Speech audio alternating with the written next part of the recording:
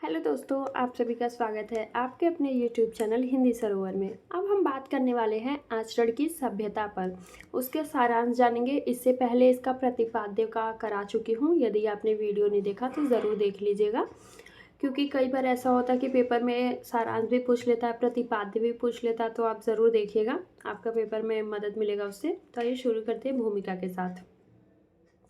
सबसे पहले देखेंगे सरदार पूर्ण सिंह का निबंध आचरण की सभ्यता हिंदी साहित्य में एक गहन दार्शनिक और आध्यात्मिक रचना है, जो मानव जीवन के सबसे महत्वपूर्ण गुण सभ्य आचरण की महत्ता को रेखांकित करता है। यह निबंध न केवल व्यक्तिगत और सामाजिक जीवन में आचरण की भूमिका को उजागर करता, बल्कि यह भी दर्शाता है कि सच्ची सभ्यता शब्दों, उपदेशों या धर्म ग्रंथों से परे मौन प्रेम अनुभव में निहित है। लेखक की काव्यात्मक शैली और प्रकृति से प्रेरित उदाहरण इस विचार को गहराई और सुंदरता प्रदान करते हैं। यह निबंध पाठकों को आत्मचिंतन के लिए प्रेरित करता है, जिसमें वे अपने आचरण को जीवन का आधार बनाकर एक शांतिपूर्ण, एकतापूर्ण समाज की दिशा में अग्रसर हो सके। इसकी महत्व देखते हैं, किस प्रकार से लेखक बताए हैं। लेखक इस लेख में सरदार पूर्ण सिंह कहते हैं कि आचरण की सभ्यता विद्या, कला, साहित्य, धन या राजपाट से अधिक मूल्यवान है। यह एक ऐसी शक्ति है जो साधारण व्यक्ति को भी महान बना सकती है और लोगों के दिलों पर गहरा प्रभाव छोड़ सकती है। सभ्य आचरण से कला, साहित्य और संगीत को नई ऊंचाई मिलती है, मन कोमल हो जाता है और जीवन में सुंदरता व पवित्रता का संचार होता है। अब देखेंगे मौन की भाषा। आचरण की सभ्यता मौन होती है, जो बिना शब्दों के अपनी बात कहती है। यह नम्रता, दया, प्रेम और उदारता के रूप में व्यक्त होती है। यह मौन भाषा मनुष्य के हृदय को स्थायी रूप से बदल देती है। यह किसी रंग, जाति, स्थान से बंधी नहीं है, बल्कि यह हर जगह, हर व्यक्ति के लिए समान रूप से प्रभावशाली है। यह मन और हृदय को शांत रखती है, जैसे बारिश की बूंदें गर्मी में ठंडक लाती हैं। अब देखेंगे आचरण का प्रभाव। सभ्य आचरण से जीवन में नए विचार जन्म लेते हैं। सूखा जीवन हरा भरा हो जाता है और हर चीज़ में सुंदरता दिखने लगती है। यह मौन व्याख्यान इतना शक्तिशाली है कि इसके समान साहित्य, भाषा का या कोई अन्य माध्यम फीका पड़ जाता है। यह मनुष्य को नया जीवन देता है और प्रकृति व मनुष्य के बीच एक गहरा मैत्री भाव पैदा करता है। अब जानिए कि जो आचरण है और शब्द है वो किस प्रकार से आपस में तुलनात्मक हैं।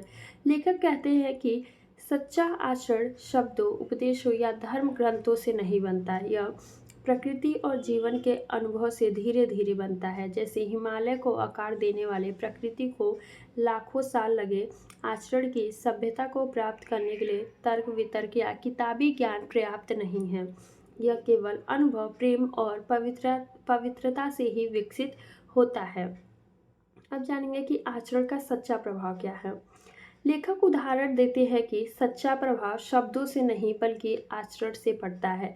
जैसे एक ब्राह्मण जो किसी की जान बचाने के लिए अपनी जान जोखिम में डाल दे, उसका आचरण सभी को प्रेरित करता है। यह भाषा रहित प्रेम और दया की भाषा हर प्राणी समझ सकता है।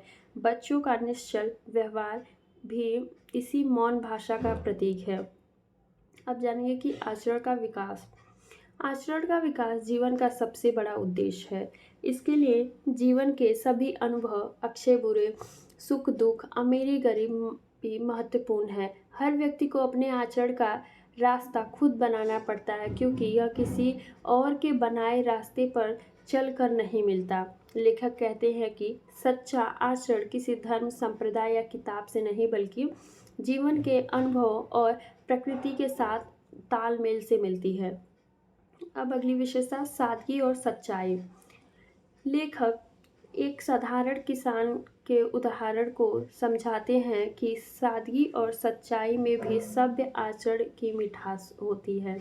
ऐसा व्यक्ति जो मेहनत करता है, किसी को धोखा नहीं देता और प्रकृति के साथ जीता है, वह सभ्य आचरण का जीता जागता उदाहरण है। अब देखेंगे निष्कर्ष। आचरण की सभ्यता ही सच्चा धर्म और जीवन का आधार है। यह न शब्दों से न किताबों से बल्कि जीवन के अनुभव और प्रेम से बनती है।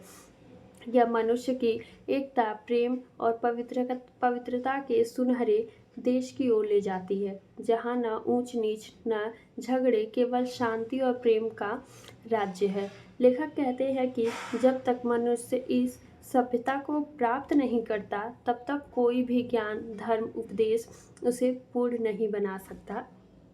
आशा करती हूँ आप सभी को समझ में आ रहा होगा, क्योंकि अगर पेपर में सारांश पूछता है तो हम अगर पॉइंट्स बना बना के लिखते हैं तो वो ज़्यादा ही प्रभावशाली बनाता है अपने आप की कॉपी को, जिससे एग्जामिनर भी आपको अच्छे नंबर दे सकते हैं।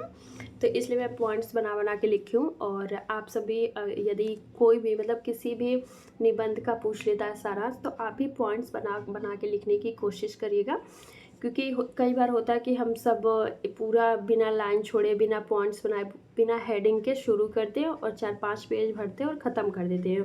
कहीं ऐसा नहीं दिखता कि हमने कहाँ पे गैप किया है या हेडिंग कहाँ पे पड़ा है। सारांश को हम बस एक पेज में कहानी जैसे लिख के छोड़ देते हैं। इसलिए आप लोग ज़्यादा से ज़्यादा कोशिश करिएगा कि आप पॉइंट्स या हेडिंग डाल डाल के लिखिए, जैसे कि मैंने ऐसे लिखा। आप सेम यदि आप पेपर में लिख देते हैं तो आपको बहुत ही ज़्यादा अच्छे नंबर मिलेंगे, क्योंकि मैं खुद अपने टाइम पे इतना ज़्यादा नहीं पढ़ी थी जितना मैं आप लोगों को पढ़ा रही हूँ या खुद भी सीख रही हूँ बहुत सारी चीज़ें।